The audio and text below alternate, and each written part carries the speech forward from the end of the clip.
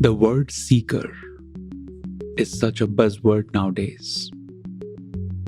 Everyone you meet is a seeker. I thought I was one too, until I realized what a true seeker really is. And that shattered many of my belief systems, understanding, perspective of a seeker. I realized a seeker never seeks the known or the familiar. A seeker dives into the unknown, unfamiliar. A seeker has no idea where they are going because they are absolutely fully focused in that present moment awareness.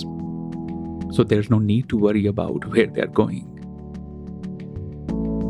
Once I realized that a seeker is designed to thrive in the unknown, it ended the old role of seeker in me. The old died and the new seeker started to take birth.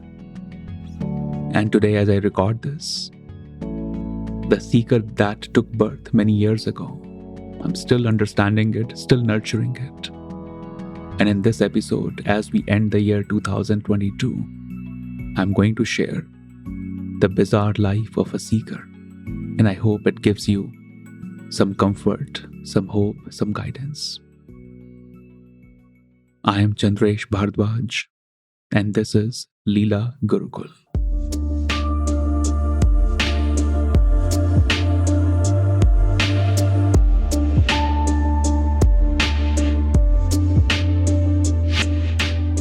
Namaste everyone, I hope you're doing well.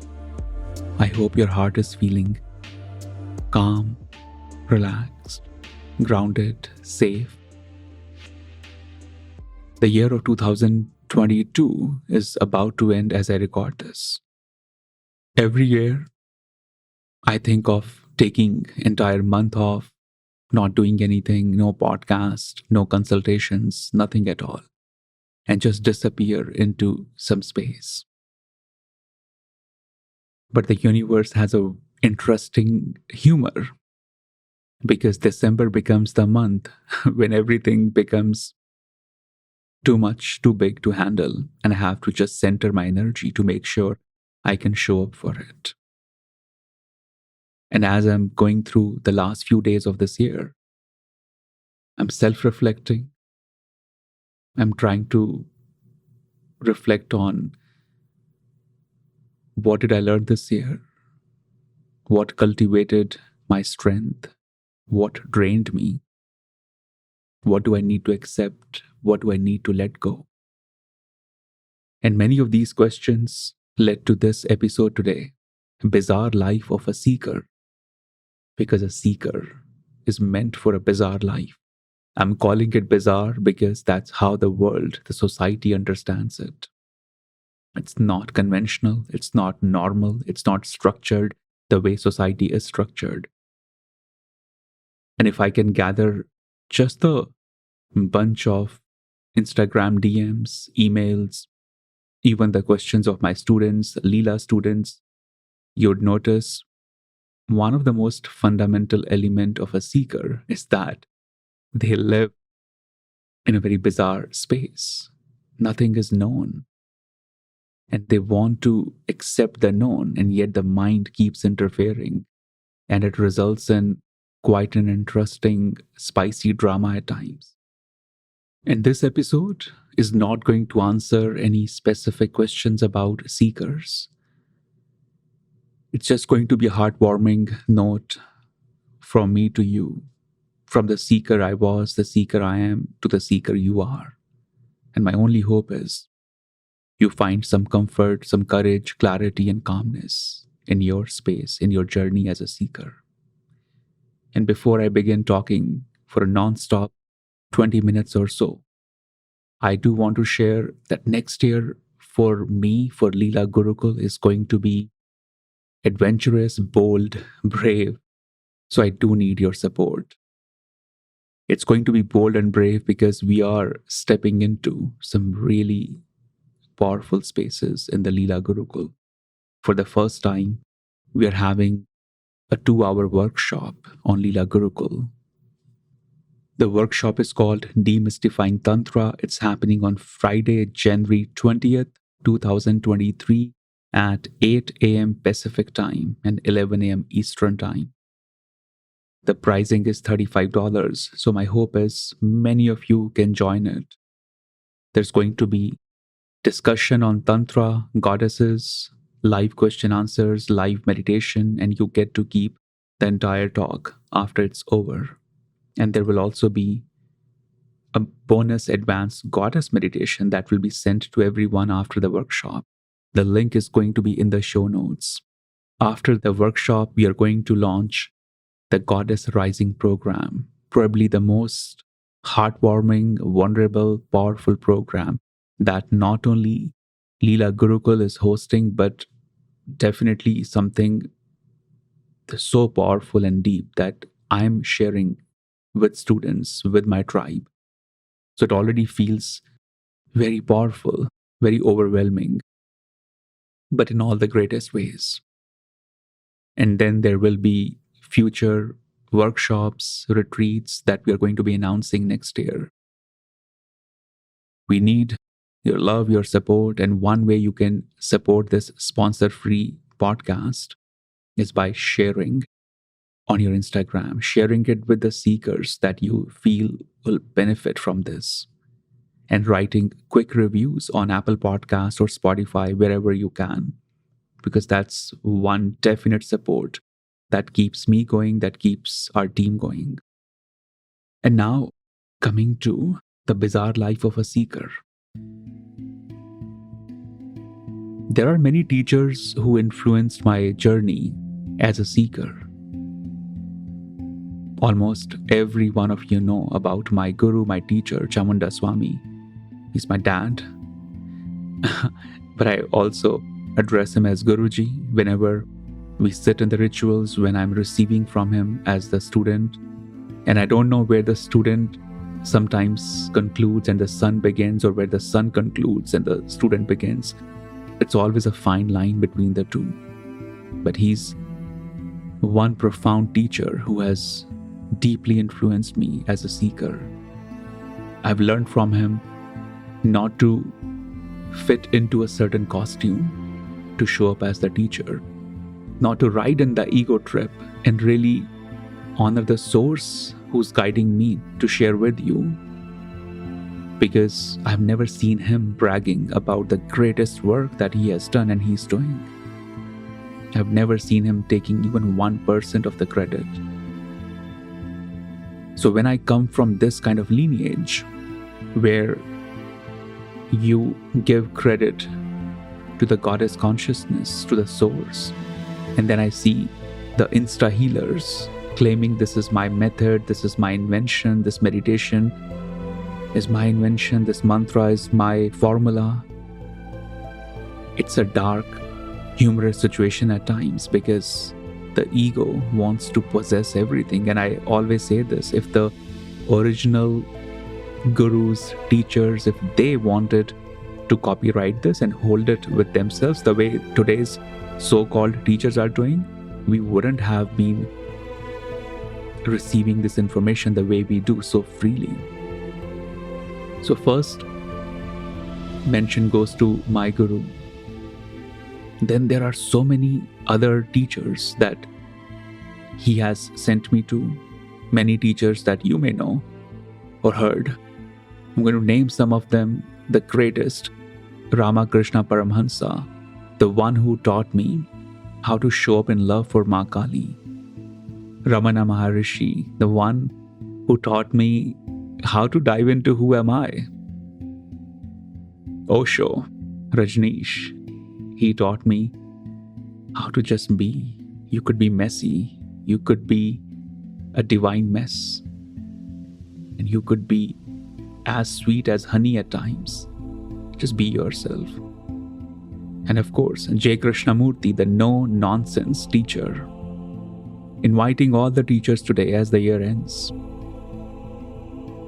and inviting back the greatest and the sweetest, Ramana Maharishi, because I want to share a story about him. So, Ramana Maharshi, one of the profound teachers from India, he was a teacher unlike any teacher you have heard or seen, because he didn't deliver the motivational lectures, didn't teach the most revolutionary stuff. His way of giving was in silence. His way of teaching you, healing you, was in solitude. He wouldn't share too many words because his presence was enough, absolutely enough. He didn't need to come up with fancy words. And when he was unwell and he knew this is it, his time is coming, and his students got to know, and many people started gathering around him, and they started asking him, give us your most powerful teaching, give us one mantra that we can cultivate before you leave us. And he said, the only mantra is, who am I? Once you know who you are, beyond all these labels, everything else will be effortlessly easy to solve.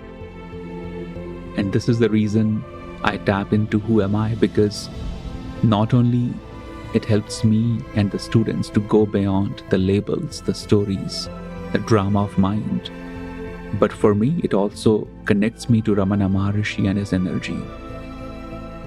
But the story I want to share about him is that of his cow. Very popular cow, because she always showed up in pretty much every instance, story that you hear of Ramana Maharshi. What I've heard is that every time Shri Maharishi would sit down and meditate or sit with his students, which was not too many words, just being in silence with his students, this cow would show up in the beginning of that solitude time. And when Ramana Maharshi get up, she would also get up and leave. That went on for years and years. And then suddenly she didn't show up. And Shri Ramana Maharshi, he felt something is wrong. I need to find out. I hope she's well. So she belonged to this nearby farmer. He went there, and the farmer said, she hasn't been well, but she's struggling to walk. She's struggling to go somewhere. And she keeps looking in the direction of that mountain where Ramana Maharshi lived. So Maharishi understood what's going on. And he held her face in his lap. And the cow was crying, and she died in the next few moments. And Ramana Maharshi said, she's not coming back as a human, not coming back as a cow. She has joined the greatest Buddha consciousness that one has ever experienced. And we need to create some memorial, some tribute, some sign, so that her energy continues to inspire the seekers of the future. The reason I'm sharing this story, because this is the kind of bizarre life a seeker lives. This is the kind of love they experience. This is the kind of stories they find themselves in. Imagine a man so deeply in this pure love with a cow. Imagine a cow showing up for your daily meditations.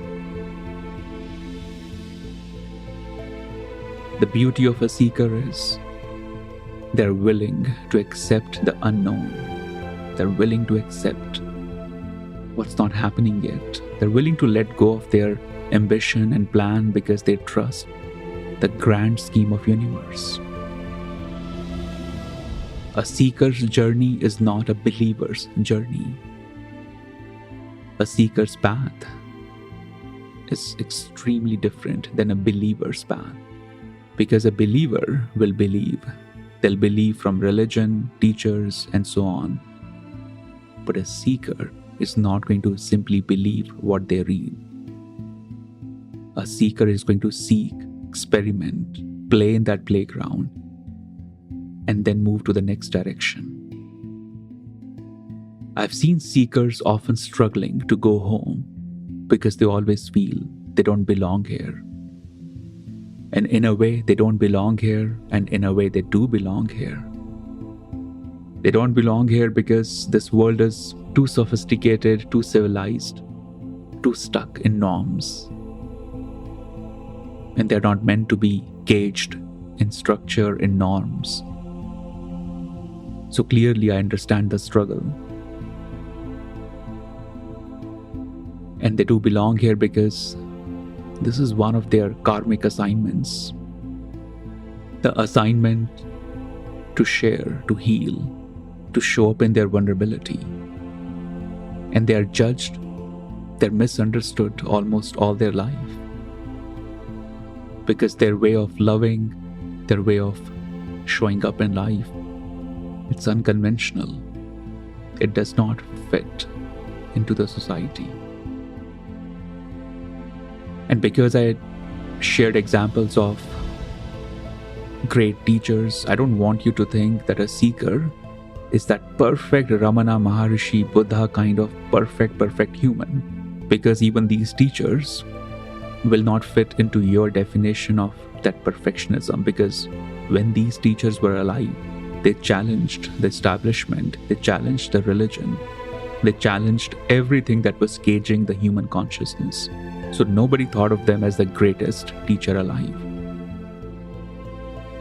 And the point here is, you could be a seeker, you could be sitting next to a seeker and you have no idea they're a seeker. Because a seeker will challenge the establishment. A seeker may show up for love, for life in the most unconventional way that hits your ego systems like nothing else. The three seekers that often show up in my mind, and they're kind of my safe space: Buddha, Jesus, Krishna. All three of them for me have been the perfect examples of seekers. Because Buddha challenged the entire establishment of this kingdom that he was in. And even on his spiritual path, he kept on dismantling the way people were showing up for divinity. The way of Jesus was obviously so deeply profound, forgiving, compassionate. The way of Krishna, probably the most unconventional way. The way he loved women, the way he loved humanity.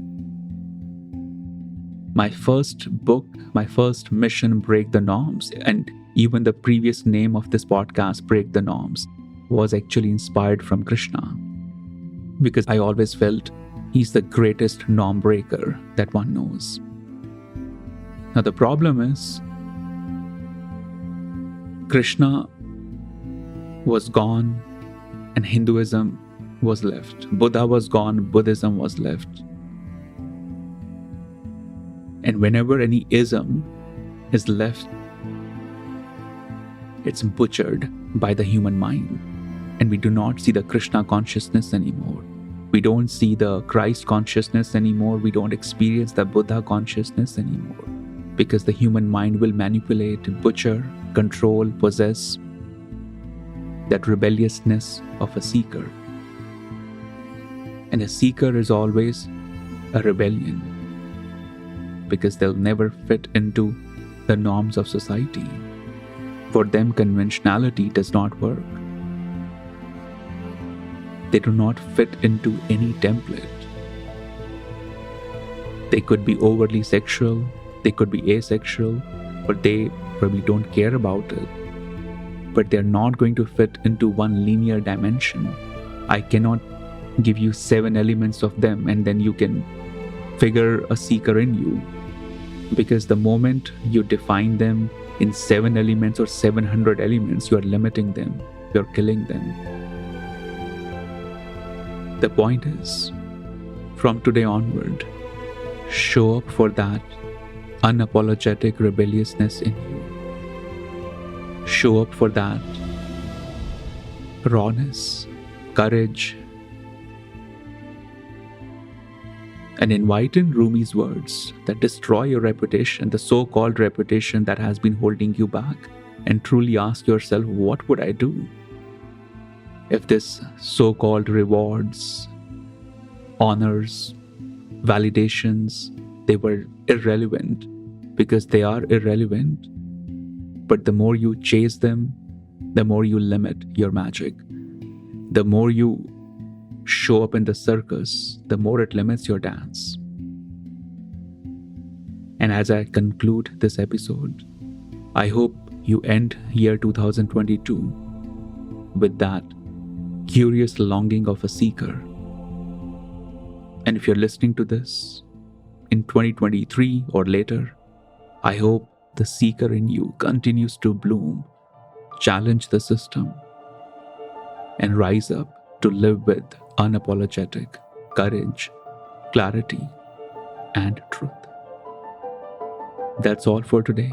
Be safe, be well, and I'll see you in the Leela workshops.